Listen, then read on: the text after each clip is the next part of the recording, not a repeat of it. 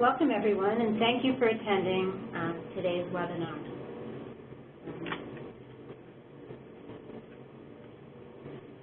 Which is sponsored by the Tobacco Control Legal Consortium, a network of legal centers that work on tobacco control issues. The consortium is based at the Public Health Law Center at Mitchell-Hamlin School of Law in St. Paul, Minnesota. Consortium attorneys support tobacco control policy change. We welcome this opportunity to share information about regulation of e-cigarettes by state and local governments and how this activity is affected by the FDA's new deeming rule. Again, I'm Susan Wiseman, a consortium attorney. I'm moderating today's session and will present an overview about the new deeming regulation. Mark Meany, also a consortium attorney, will address key legal issues and trends throughout the country and highlight examples of recent legislation, including policy challenges and opportunities.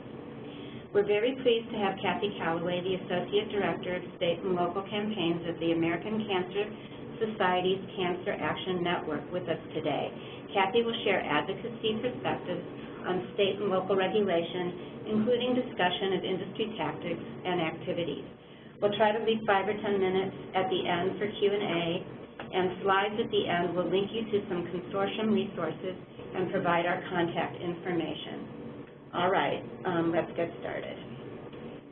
In the short time since e-cigarettes hit the U.S. marketplace, use of the devices and the presence of vape shops have become commonplace, and federal, state, and local efforts to regulate them have been running to catch up ever since. Regulatory efforts at all levels of government involving a number of policy approaches have come into play, and all share the critical goal of preventing use in young adult initiation. Before 2009, nearly all regulation of standard cigarettes and other tobacco products was happening at the state and local level. In 2009, Congress enacted the Family Prevention and Tobacco Control Act, which granted the Federal Drug Administration the authority to regulate the manufacture, marketing, and distribution of tobacco products. And I apologize for the background noise. We're having some air conditioning issues. The statutory definition of tobacco product in the Tobacco Control Act allows the FDA to regulate tobacco products that are made or derived from tobacco and intended for human consumption. The definition allows the FDA to regulate components, parts, or accessories of tobacco products.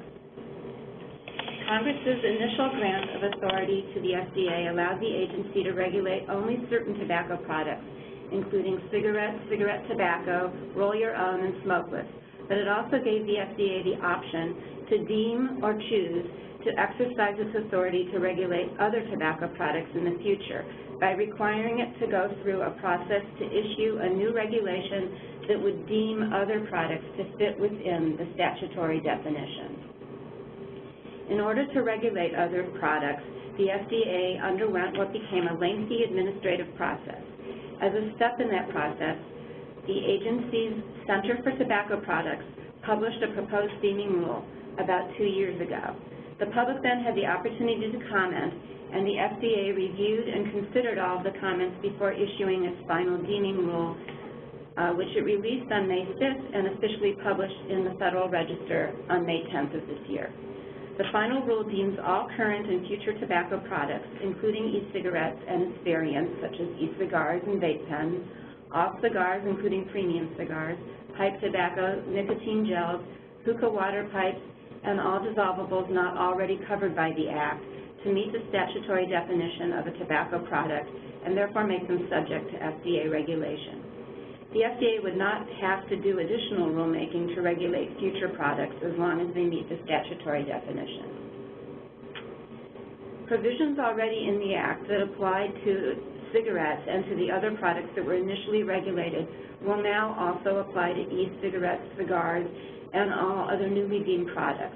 Manufacturers must register and provide the FDA with a list of their products, report ingredients and any harmful or potentially harmful constituents, undergo pre-market review and authorization for products marketed after February 15th of 2007,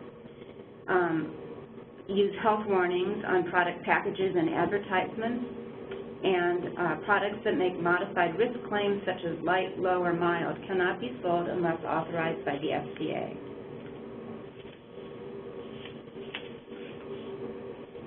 The FDA has added several new restrictions that are intended to prevent use initiation, and these take effect August 8th. E-cigarettes and other tobacco products cannot be sold to persons under age 18 in person or online. Everyone under age 27 must be asked to verify their age by showing photo ID. E-cigarettes and other products cannot be sold through vending machines except in adult-only facilities. Distribution of free samples is prohibited, and e-cigarette packages and ads must contain a specific health warning. The health warnings required by the regulation for all products must be displayed by May of 2018. The text must cover at least 30% of the principal display panel, and for products that are too small for that, the warning may be placed on an outer container or on a tag that's permanently attached to the package. Ads for products must place the warning in the upper portion of the ad, covering at least 20% of the ad area. And this is the warning that must appear on e-cigarette materials.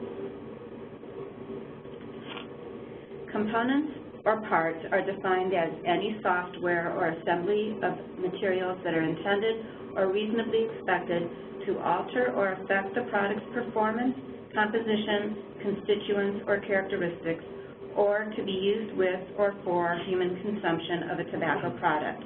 The new FDA regulation includes components or parts of tobacco products, but it does not include accessories of tobacco products. This means that items such as atomizers, flavor additives, tanks and tank systems, batteries and coils, liquids, vials for liquid nicotine, and programmable software are included as components and parts, but that accessories like screwdrivers and lanyards will be excluded. The deeming rule prohibits the distribution of free samples of cigarettes and other tobacco products. Prospective customers or consumers are still allowed to smell, touch, feel, and hold an e-cigarette or components and parts before making a purchase, but vendors cannot allow a person to vape or otherwise consume a free product in whole or in part, not even a single puff, and people cannot leave a store with free e-cigarettes or other tobacco products. The FDA's authority is broad enough, though, that e-liquids that contain zero nicotine may come within the definition of a tobacco product. It is unclear, however, how the FDA will be enforcing this aspect of the law, and we may have to wait and see on a case-by-case basis. This is an example of a regulatory topic that can be addressed through state and local policies by prohibiting sampling altogether. A particular strength of the new FDA regulation is that the meaning of a manufacturer will now include vape shop owners who are in the business of mixing or preparing e-liquids on-site for retail sale to customers.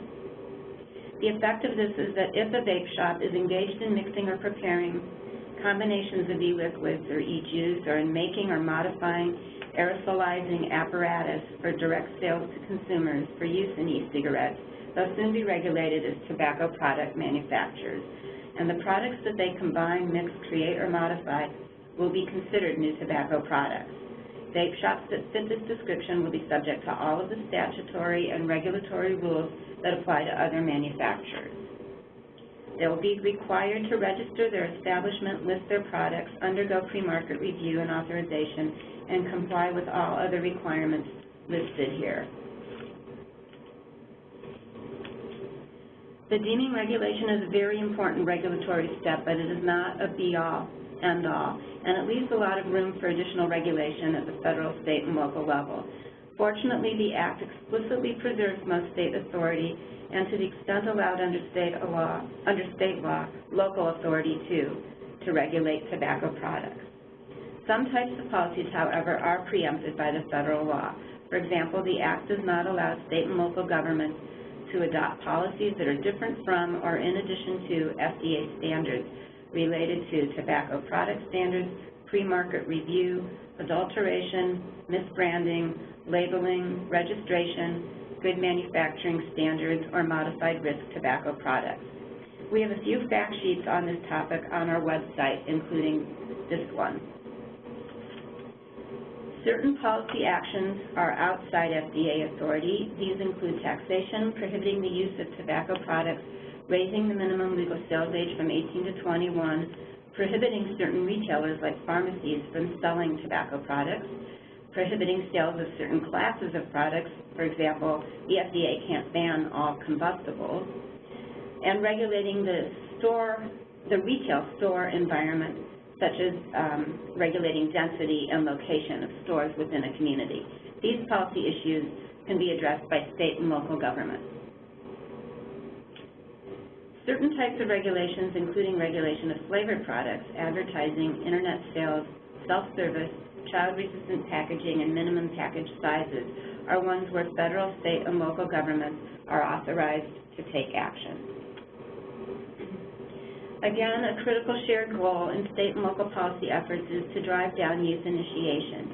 Use among youth tripled from 2013 to 2014, and youth now use e-cigarettes more than any other tobacco products on the market. E-cigarettes are a potential entry point to use of other tobacco products and put youth at risk for addiction to nicotine, as well as negative impact on their brain development. State and local governments are aggressively addressing several types of policy options, which Mark and Kathy will now address. Mark will speak next. Thank you very much.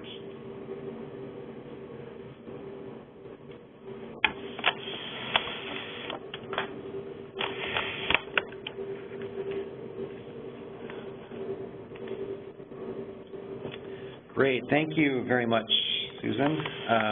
Thanks Kathy for joining us, and for everyone else out there for joining us in what sounds like we're in the middle of an air conditioner here on a warm day in St. Paul. Hopefully the sound is a little bit better. Susan did an excellent job highlighting the scope of the deeming rule, especially as it relates to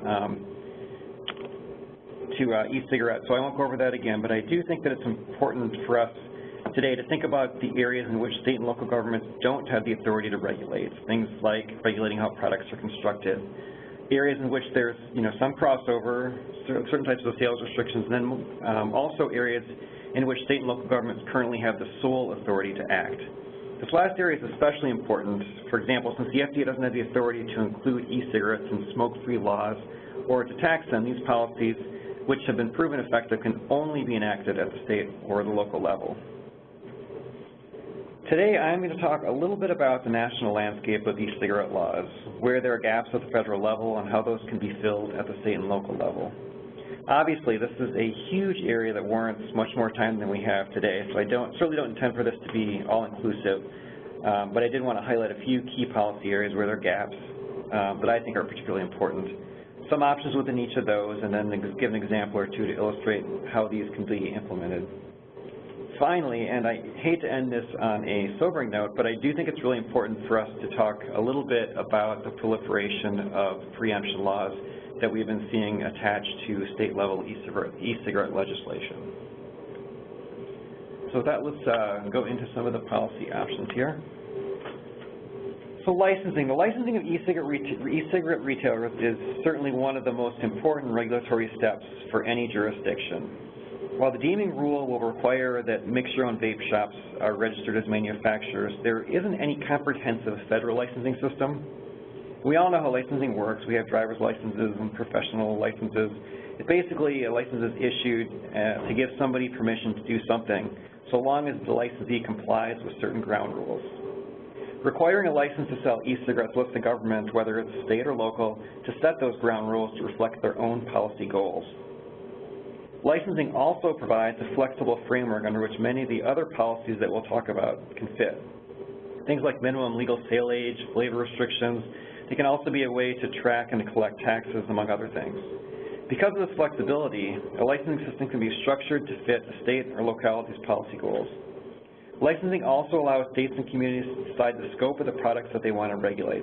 This can extend beyond just the products that contain nicotine derived from tobacco, and that kind of addresses one of the issues that Susan had mentioned, one of the ambiguities, I think. Finally, and fundamentally, I think, requiring a retail license lets us know how many businesses are selling these products, which is something that is surprisingly difficult to track without it. A number of states have added e-cigarettes to their state licensing laws, although it's still a minority. Some of them, like California and Kansas, license them as tobacco products. Others do it differently, like Washington State, which requires a separate e-cigarette or a vapor products license. There are also a whole bunch of local jurisdictions that require e-cigarettes to obtain a retail license. Each one, as I mentioned, each licensing scheme is unique to that jurisdiction to reflect their own policy goals and includes different provisions that they think are important.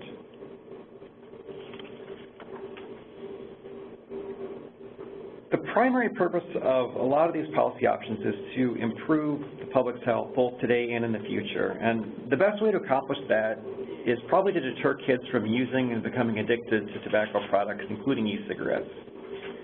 And after the landmark Institute of Medicine report, which illustrated the potential health benefits of raising the minimum legal sale age of tobacco products to 21 or even to 25, many jurisdictions like Boston, Chicago, Cleveland, Kansas City joined New York City quickly in establishing 21 as the minimum legal sale age.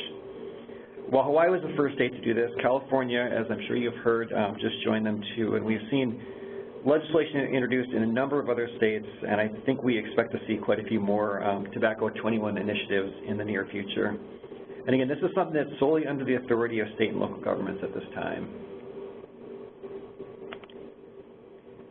For years, smoke-free laws have been one of the most fundamental and important policies, both for minimizing the health effects of secondhand smoke and also for reducing the exposure of kids to seeing people smoking. Adding e-cigarettes to existing smoke-free restrictions can be a powerful message. Since many of us, myself included, live in areas where we don't usually see people smoking anymore, my kids rarely see people smoking cigarettes, we just aren't exposed to the sight of them, we aren't exposed to the dangers of secondhand smoke as frequently. But with the introduction of e-cigarettes into the market and their exploding popularity, and the fact that they're not included in smoke-free laws in many places, this has changed quite a bit. We see more and more, and it becomes more and more normal to see them. Adding e-cigarettes to smoke-free laws can minimize this renormalization effect. And also, since we don't know yet the health effects of secondhand aerosol, and since there seems to be more evidence that's been being released recently of some of the negative health effects associated with secondhand aerosol, this policy is certainly consistent with public health precautionary principle. These restrictions are also really important as more and more states are legalizing the use of recreational marijuana because, as we know, marijuana can often be used in an e-cigarette without being detected. In several states, most recently, again, California and Oregon joined a few other states, New Jersey, Hawaii, Utah, North Dakota, among others, in enacting relatively comprehensive restrictions on e-cigarette use. Other states like Oklahoma, Washington, and our home state of Minnesota have more limited restrictions on the use of e-cigarettes. In addition to that, there are hundreds of local communities across the country that include e-cigarettes in their smoke-free laws.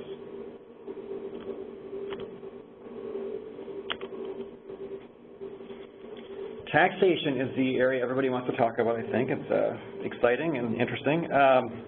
We are definitely seeing a lot more jurisdictions start to consider taxing e-cigarettes or even using some other not-tax pricing policies to increase the economic barrier to entry for e-cigarettes.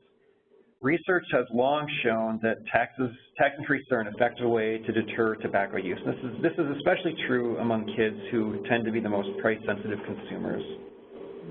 Recent research into e-cigarettes shows that this effect is also true for e-cigarettes, although we're still learning more about how this works. The taxation of e-cigarettes can take a number of different forms, and there isn't any one consistent approach as of yet. Also, and I can't emphasize this enough, this is an area that can get really complicated really quickly, much more so than we can get into today. So if you have specific questions about a particular approach, I would encourage you to contact our office. and we can talk to you in more detail about it. But basically, the key questions related to an e-cigarette tax are which subjects are going to be subject to which products are going to be subject to the tax? Is it going to be just the nicotine products? Is the e-solution or devices going to be included?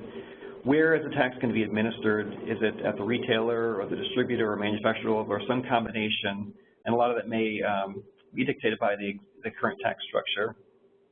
How high should the tax be relative to other products? How it should be structured and enforced? Should it be an ad valorem or a percentage of the cost tax, or should it be a flat rate based on the amount of e-solution, something like that? And then finally, how is it going to be? I think the enforcement pieces are really, really important. But all of these questions really should be really carefully considered on the front end before moving forward with any sort of a tax on e-cigarettes, because it is there are a lot of nuances, I think, that aren't always immediately apparent.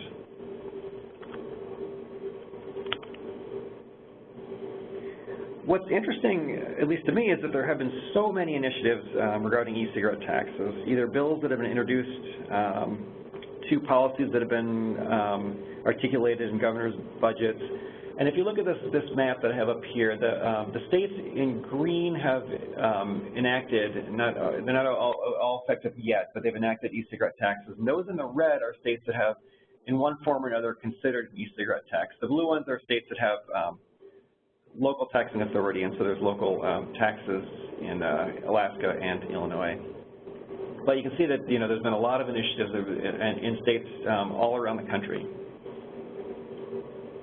But today, only 6 states have enacted e-cigarette taxes, and they follow kind of 2 main approaches. They have Minnesota was the first state, and Minnesota taxes e-cigarettes based on the wholesale price of the tobacco product. So it's primarily on the e-solution if it contains nicotine, and it's at a 95% of the wholesale price.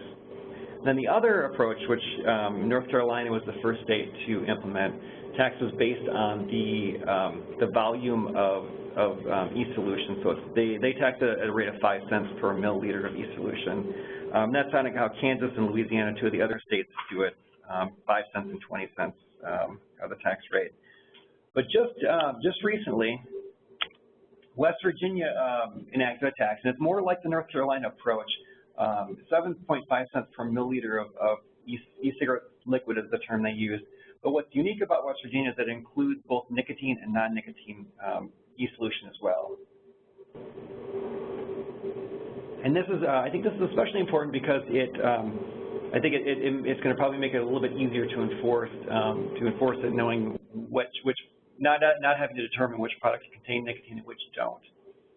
It also might dissuade the potential unintended consequence of selling nicotine separately from flavoring.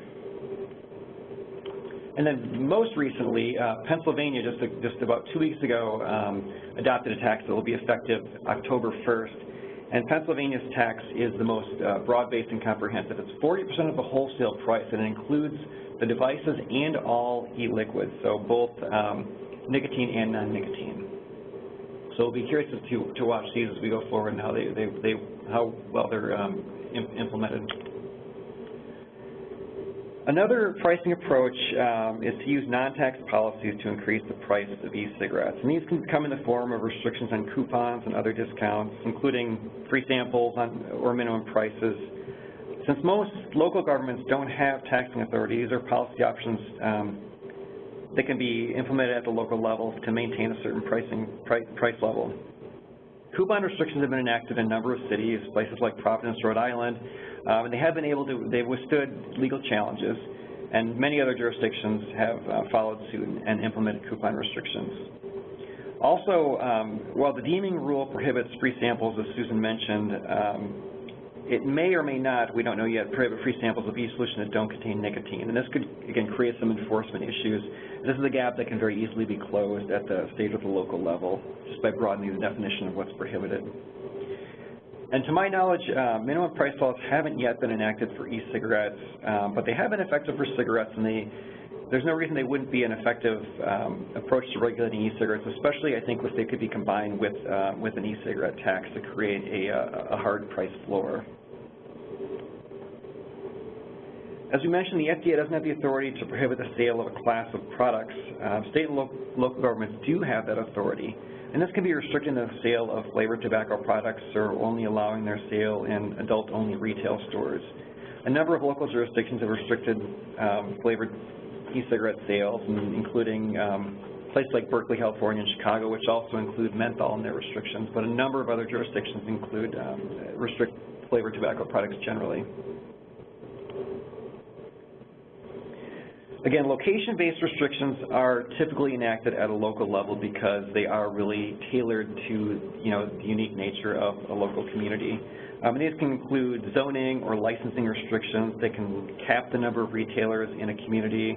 They can restrict retailers from selling products near schools or playgrounds or residential areas, or they can also lower the density of e-cigarette retailers. There's more and more research in this area showing that these type of place-based policies are effective in reducing youth exposure, which is really important for what we're doing.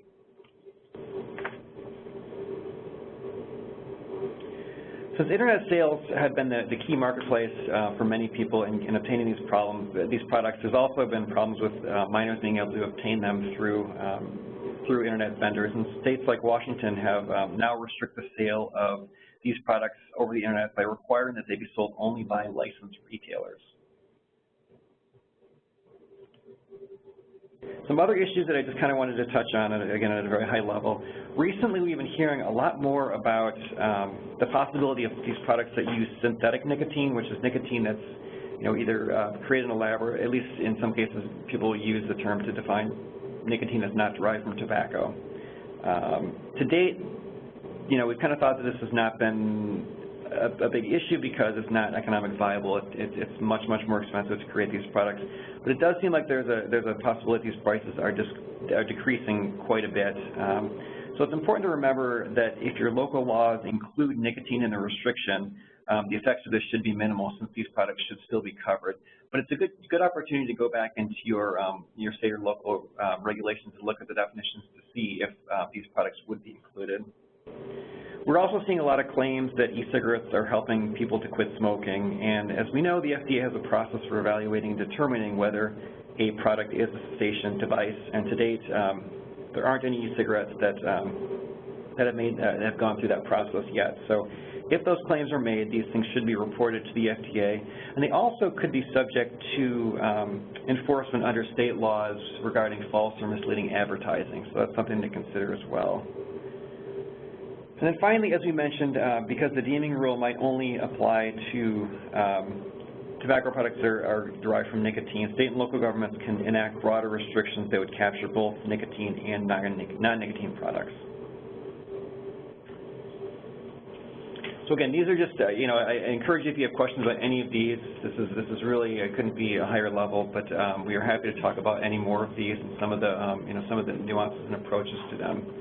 But I do want to also just mention this, the issue of preemption, because it is an area of concern, and it's long been an industry tactic that we are seeing more and more frequently in the e-cigarette world, as well as in other areas of public health, where these preemption provisions are attached to what would otherwise be very good pieces of legislation. Just to give a little background, preemption occurs when a higher level of governmental authority restricts a lower authority from enacting certain types of regulations. So, for example, it can be when the federal government restricts state and local governments from certain types of regulatory activity. It can be expressed, so it can be very clear, and it can also be implied, where it's less clear what the scope of it is. It's problematic for a variety of reasons. For one, it prevents local governments from enacting policies, and we know that most of the policies start at the local level. And it's often written in a vague way that can actually make the scope of preemption unclear, and often this is intentional because having that vagueness can end up really chilling local regulation because, rightfully so, local communities are a little afraid to take steps when they don't know if they are preempted or not because they are understandably litigation averse. So just to see a couple of recent examples In Pennsylvania, when I talked about just the tax recently, they also have this preemption provision which preempts local governments except those of the cities of the first class, of which there is one, I believe, in Pennsylvania. So every place except Philadelphia is restricted from sort of getting into the sale of tobacco products and adding provisions to the licensing and sale of tobacco products. And then also in Washington State, which had a lot of really great policies in their vapor products law, they have even a broader preemptive provision which prohibits local communities from imposing fees, price promotions, lots of other things, but it also includes restrictions on adding them to smoke-free laws in most outdoor places. So just to be mindful of these and to understand that these can end up having really serious effects down the road. So with that, I'm going to turn this over to Kathy Calloway, who's going to talk a little bit about the advocacy piece. So thank you so much.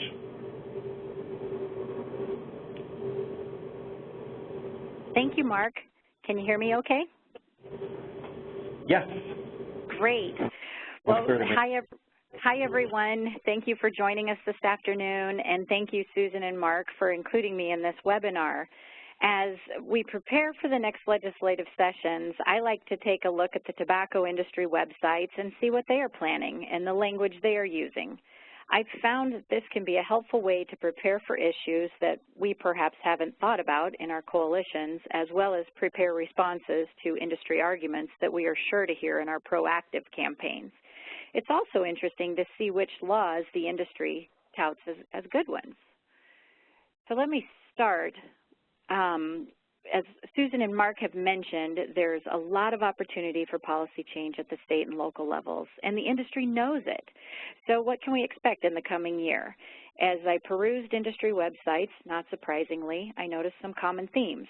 They are all about youth tobacco prevention. Yeah, many of us have already witnessed their conviction on this issue as we dealt with their efforts to define e-cigarettes as anything but tobacco products, all under the guise of keeping these products out of the hands of kids, but in many cases also resulting in exempting e-cigarettes from effective tobacco control laws like taxation and smoke-free. Fighting tobacco taxes of all kinds remains a top priority for tobacco companies. They are still going to fight us on smoke-free laws, flavor restrictions, sales restrictions, and advertising restrictions, and they're going to try to take away our authority to pass and implement these policies with preemption. It's up to us to be prepared, so what can we learn from them in their own words?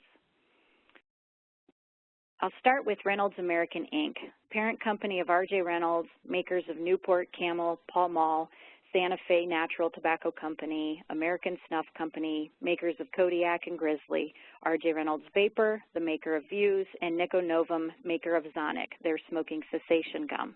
Reynolds American is all about reducing the harm caused by smoking. According to Reynolds American, harm reduction is about reducing the risks faced by adult tobacco smokers, providing them information, and instituting regulatory policies that reflect the comparative risks between cigarettes and non-combustible tobacco products. It's their goal to have the elements of tobacco harm reduction be reflected in future legislation and regulation, and the degree of regulation should be based on the risks of using the product, and preferential treatment should be given to tobacco and nicotine products or product categories that are less harmful than cigarettes. Or they could just stop making and marketing cigarettes, but what do I know? They use words like sensible and fair regulation. They tout laws passed in Tennessee and Wyoming as being examples. These laws serve as a model for the development and implementation of programs incorporating the use of peer-reviewed and science-based educational materials on tobacco harm reduction and the comparative risks of different tobacco product categories. We need to make sure that our legislative friends are aware of these laws and that they know they came from Reynolds American Inc. If these are the type of programs that Reynolds wants implemented, they have plenty of resources to make that happen on their own without diverting taxpayer dollars away from proven evidence-based tobacco control programs. I'll also note that in Indiana and Kentucky, they have language on the books requiring tobacco products to be taxed according to the relative risk associated with the use of the products. So be on the lookout for this harm reduction language to appear in tobacco control program bills, appropriation bills, and tax bills. And just what can we expect when they say that they support youth tobacco prevention? Well, they say that their priorities include no purchase, possession, or use of tobacco or e-cigarettes by youth. But note that by youth, they mean under 18, not 21. They will fight us on 21. And note, they also put the onus on kids. And while they support penalties for complicit adults, they remain silent on holding licensed tobacco retailers accountable. They also say that they support the complete ban on the use and possession of tobacco products and e-cigarettes on school grounds, including by adults. They say that they support legislation to keep tobacco products out of our children's schools, such as the language adopted by Arizona, in which tobacco products are prohibited on school grounds, inside school buildings, in school parking lots or playing fields, in school buses or vehicles, or at off-campus school-sponsored events. Say what? You heard it here, folks. There is no reason for Reynolds lobbyists to oppose tobacco-free school legislation. But if they are supporting it, I strongly suggest you look at it very closely to ensure all products are included, ensure all people are included at all times, make sure there aren't any exemptions, and watch out for any language that even smells like preemption. They go on to tout youth prevention bills that passed in Arkansas and North Dakota as suggested by the Council of State Governments, which just happens to be based in Lexington, Kentucky. May explain how the Arkansas language made its way to Alaska earlier this year. Note again the focus on kids and possession, and only the registration rather than licensing of e-cigarette retailers and manufacturers. We can certainly expect bill language that sounds good, but has little science behind it showing any impact on consumption. This is a picture of R.J. Reynolds. They had a booth at the National Conference of State Legislatures in Seattle back in 2015. I'm sure they will have another booth at this year's conference, which will be held August 8th through 11th in Chicago. And this was a brochure that they were distributing last year. Note, it's all about vapor products and harm reduction, but of course, they still mention their cigarette and smokeless tobacco companies. On the other side of the brochure, their policy priorities as they stood last summer. They don't want these products taxed like cigarettes, as it says in the center panel there. They certainly don't want kids to purchase, use, or possess these products, and they don't want kids to be exposed to e-cigarette aerosol at schools and daycares, but it's okay for e-cigarettes to be used in bars, restaurants, and outdoor venues. Where have we heard that before? So this was 2015. You can be sure we will pick up any information they are distributing at this year's NCSL conference. But in the meantime, check out transformtobacco.org. That's transformtobacco.org. This is R.J. Reynolds' advocacy website. On the home page, they lay out that in addition to fighting higher cigarette taxes, as a retailer, wholesaler, or consumer of tobacco products, you should be concerned about higher taxes on smokeless products, illicit trade of cigarettes, bans on vapor products, youth tobacco sales and possession, and of course, tobacco harm reduction. They go on to explain their position on each of these policies. I'll just note that as opposing tobacco tax increases on all tobacco products is a top priority for tobacco companies. If you are running any type of tobacco tax campaign, I highly encourage you to check out this page as it lays out the industry arguments that you will be sure to hear on how higher taxes lead to smuggling and illicit trade. We heard this in Pennsylvania, and we're hearing it in California. Click on the Issues tab across the top and then click on Illicit Trade on the side. This topic could be a whole webinar by itself for sure, but wanted to make sure you knew it was out there. It's good prep for what you'll surely be hearing from industry lobbyists. And to quote a colleague of mine, if tobacco control causes criminal activity, then the tobacco industry CEOs are the gang lords. Of course, as Mark just mentioned, vapor taxes, we can expect proposals that don't tax e-cigarettes or establish a very low tax. Mentioned the nicotine-only products and the being based on the amount of nicotine or the amount of the nicotine solution. When it comes to prohibiting e-cigarette use in public places, they support quote-unquote reasonable restrictions that protect youth and may encourage adult smokers to consider switching to e-cigarettes. We've seen smoking sections for e-cigarettes pass in Baltimore and state laws that create loopholes and prevent communities from closing these loopholes, like Mark mentioned in Washington State. The industry knows that more and more communities are considering passing point-of-sale restrictions, including restricting the sale of flavored products. Know that the industry is watching closely and be on the lookout for preemption of these types of policies, even if you aren't working on them yet. Again, the reducing harm concept, they go into more detail here, and this page also has a direct link to their Take Action toolkit where you can register to vote, call your elected officials, send an email, write a letter to the editor, or post a Transform Tobacco banner on your website or on social media. When it comes to legislation to prevent kids from purchasing tobacco products, or as so many of you consider legislation to increase the age of sale to 21, make sure all tobacco products, including e-cigarettes, are included. Be on the lookout for language that only penalizes kids or the sales clerk, but doesn't hold licensed retailers accountable. Don't accept the industry's We Card program as the only means of education and/or enforcement. If your community or state doesn't already license all tobacco retailers, including retailers that sell e-cigarettes, that should be a key component of your ordinance or law so you know where to conduct the compliance checks. Retailers should face graduated fines and license suspension and revocation for repeat offenses. Too many of the bills we're seeing cross out 18 and insert 21, but the rest of the language is outdated or unenforceable. And be sure to check out Philip Morris's website. Their website is philipmorrisusa.com. They also outline their legislative issues and go into detail on each one of them. Again, Philip Morris is the maker of Marlboro and Virginia Slims. They also have links to their U.S. Smokeless Tobacco Company and John Middleton, their cigar and pipe tobacco company, on their website, and you can see their various policies as well. And I'll point out that under the Responsibility tab, you can read about what Philip Morris thinks and says about harm reduction. And whereas R.G. Reynolds has one advocacy website, Philip Morris has at least 3. Tobaccoissues.com, again, tobaccoissues.com is Philip Morris's website that's geared for tobacco retailers and trade members.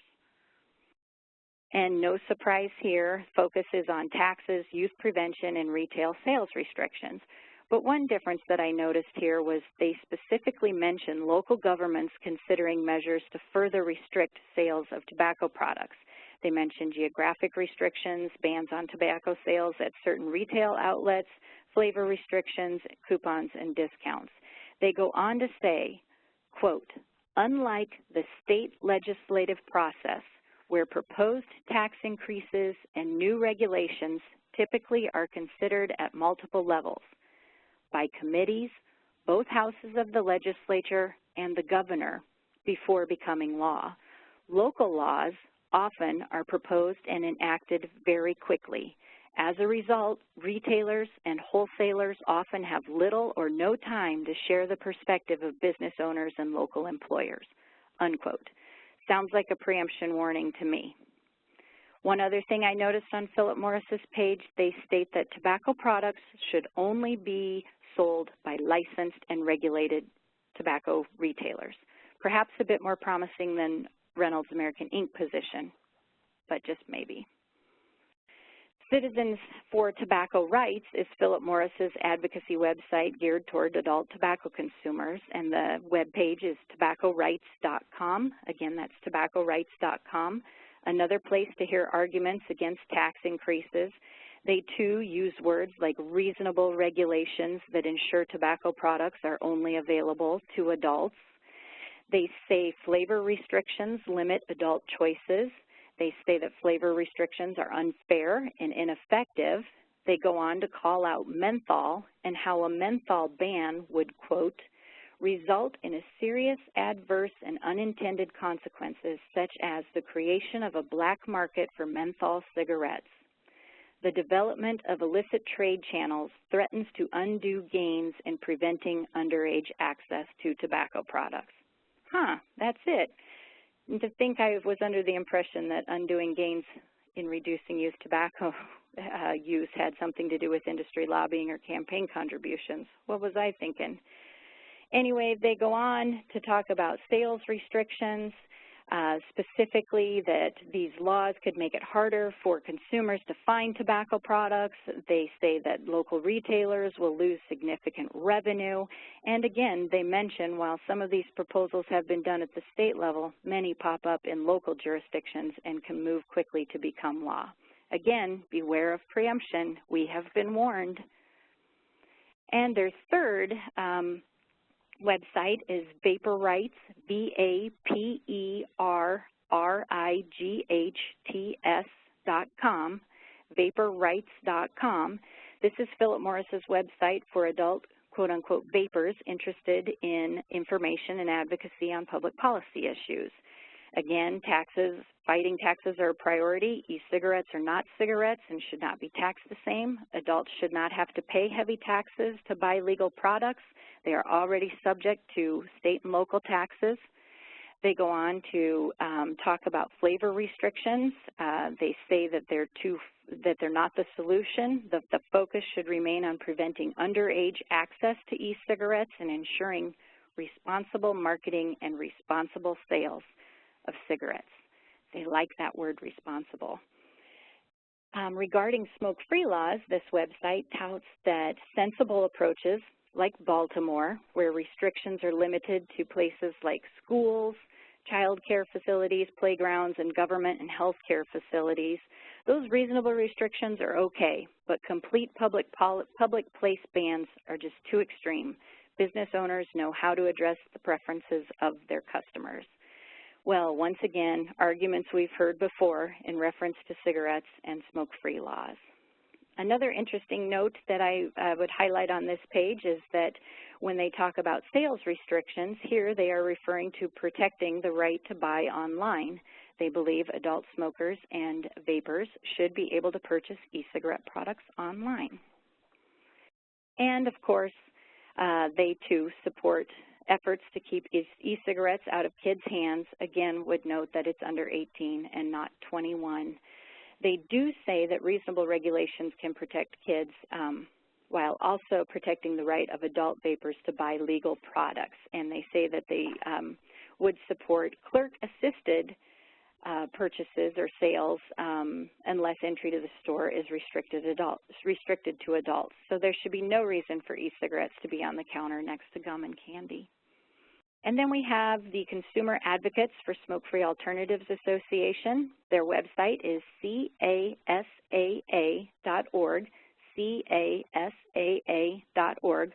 I'll let you check out the website for the 5 things they recommend people do to save vaping. Under the What We Do tab, we find the state and local issues they are concerned about, again, focused on smoke-free laws, tobacco taxes, and sales restrictions, but would encourage you to check out their Materials tab. It is under the Materials at the top there. And this really lays out what you're going to hear from the e-cigarette industry, and going through this will help you prepare your responses so you won't be caught off guard. So in summary, just know the industry is going to continue to work to derail our most effective policy interventions in favor of protecting their bottom line. Be prepared. They like to pounce when we aren't paying attention. Anticipate their messages and prepare to counter it.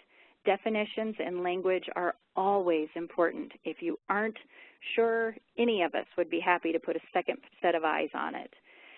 Watch out for preemption. We can't say this enough. Even if you aren't working on point-of-sale, Tobacco 21, or smoke-free policies, and know that it can come in any legislation. It doesn't have to be a tobacco-related bill.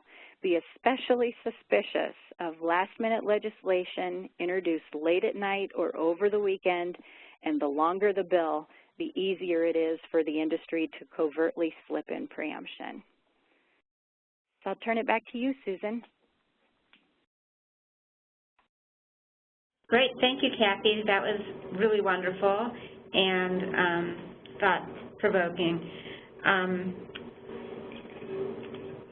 We have, I'm sorry, Mark, did you? Yeah, sorry, I just wanted to say, as we have the consortium resources slide up right now, I wanted to make sure that I directed you, to the deeming rule. We have some great resources on that on our website, but I also really strongly encourage you to check out the 50-state review that's on that slide also. It's something that we have worked with our good friends at the Public Health and Tobacco Policy Center out of Boston on, and where we are updating it on a quarterly basis, and includes a survey of state-level e-cigarette laws, and it's a really great resource, so I encourage you to check it out if you have a chance.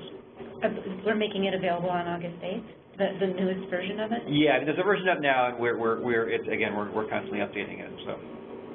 All right, thank you, Mark. So now we're at the Q&A portion. I'm having trouble bringing up our final slide. There it is.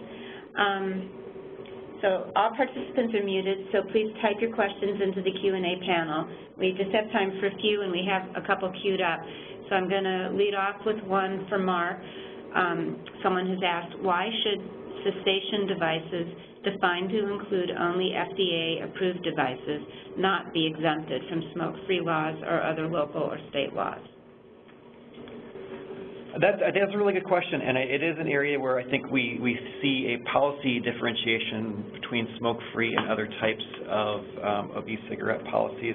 But for smoke-free, I think it's unique because, for a variety of reasons. I think one is that there's the renormalization effect that we've talked about before.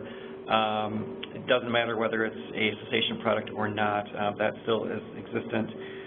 There are certainly other cessation products that can be used in those areas where e-cigarette use would be prohibited. We still don't know yet what the secondhand health effects of these products are. We do know if they're going to be using nicotine, that nicotine is going to be as part of the aerosol. But I think that, perhaps the most important aspect of that is that the enforcement becomes a huge challenge if there are certain e-cigarette type products that are cessation products and certain ones that are not. It becomes very, very difficult at the local level to know which ones are not, and to enforce it. We also received a question about how many lawsuits have been filed against the FDA deeming rules to date, and whether those lawsuits could potentially interfere with the rulings taking effect. To my knowledge, there have been 7 lawsuits filed, but 1 has been withdrawn, and so I think the count is now at 6. We do have a fact sheet on our website called Lawsuits Challenging the FDA's Deeming Rule, and I believe that we're trying to keep up and update that as quickly as we can. It may not always be exactly up to date, but like I said, we're trying our best to keep up. So if you do have questions about a specific lawsuit, I would encourage you to contact our staff. And in terms of whether they could potentially interfere with the ruling taking effect, it is possible, but we just don't know at this time. Let's see. We received a few questions that have to do with the retail setting. One has to do with Lucy's. Does the ban apply to single little cigars and cigarillos? Mark, can you respond to that?